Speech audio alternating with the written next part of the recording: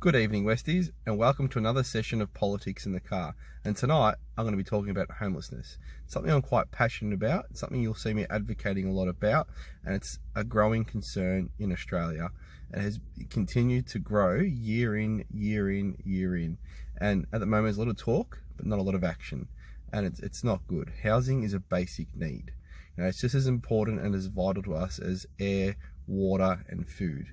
It's that simple, and we really need to be focusing on it more. So first of all, you've probably seen all of the reports. Melbourne's West is now second highest next to Melbourne CBD for homelessness. So that's a big, strong indicator about what's coming economically as the West is, working class. So we're in trouble in the future, and we really need to start focusing on it. My focus has always been on local government. I believe it's a local government initiative as much as it is a state government issue.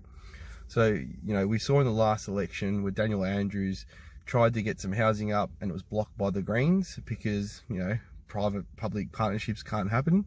Now, I hate when these discussions or these arguments take place. It's ridiculous. You're playing with people's lives. You can't block social housing because you don't like how it's being rolled out. If there was more avenues to do stuff, like build more houses, but that gets blocked as well, it'd be a good outcome, but it's not happening. We had a measure in place that could have solved some issues, not all of them, but got people into homes. It was blocked by the Greens. And second of all, local government. I really hate when local government says, not our issue, it's state government. First of all, those people that are homeless in your municipality were ratepayers. They were residents. A local government, their roles and responsibility are to the residents. So to turn your back on your local residents is ridiculous.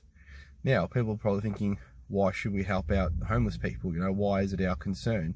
Well, that's where a lot of issues start to manifest. Your crime rate, because people don't have food, they don't have housing, so they're starting to rob and steal to eat. So you want to tackle the crime rate because that impacts everybody. People who have their own homes are able to get educated, able to get employment. So the more people in homes, the more people in jobs, the more money in local economies. And that's the main thing here. It's about creating jobs and getting people into work. So let's talk solutions. That's the easiest thing. It's the easiest thing to solve. Build houses for people, right? And you're thinking, where's the money going to come from?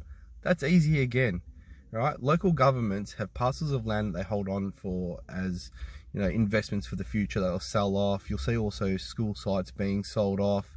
There's things like that. I know school sites aren't local government, but local governments do purchase them and they do develop them and sell them off. So, don't bite my head off there. But what we can do, is we can implement policy that states, if there's 13 stories of building, 13 stories of apartments, that X amount of apartments need to go for social housing. Now, social housing doesn't necessarily mean for people who are homeless or don't have enough money, because a lot of people don't have money in today's economic climate. So you can actually set limits for, if you earn X amount of money, you can move in here and pay X amount of rent and have it tiered until it knocks out at a higher rate that you can actually afford private rental. All right, so that's one alternative. So providing discounts to developers as well to streamline the building process, because time is money, money is time. We've all heard that. So if you can streamline a building application, it means the developer gets out on the tools ready quicker, and they save a lot of money. Right, you can also provide them with discounted rates, discounted permits, because you're meeting a need. Right, council doesn't lose money doing this by providing discounts or working with developers. What they do is they gain income. They build the local community, because people are going to be living in that house. They're going to be working and they're going to be spending in the local community, building a larger economic footprint for everyone. Anyway, I've kept this nice and short because I don't want to keep you all night. If you got any questions or if you want to hear more about this solution, because I've got heaps, hit me up. Have a good night, everyone.